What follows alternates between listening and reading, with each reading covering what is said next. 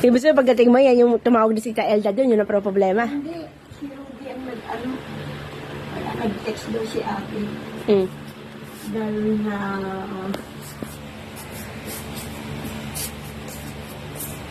sabi kong ganun, hindi kita masasagot. Si Marie talaga may ano dyan. Pero ang problema, hindi nga kasama si Marie, kaya hindi makakakuha. Ako kaya ko sila ihanap ng sasakyan. Kaya lang, kung hindi sila matinong kausap at ako mapapahiya din sa tao, eh, hindi ko na, kahit ikaw, kaya mo maghanap. Kahit naman sila, kaya sila maghanap ng sasakyan eh. Ang problema sa kanila, tamad sila. Ako ano oras ha? Oo. Tapos babaratin mo pa, katulong, pakakainin mo, pauwian mo. Eh, yung pagod ng tao.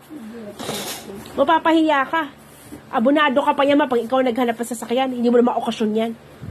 Pag tayo may okasyon, tayo nagpro-provide ng sasakyan. Katulad ng mga kasal. O,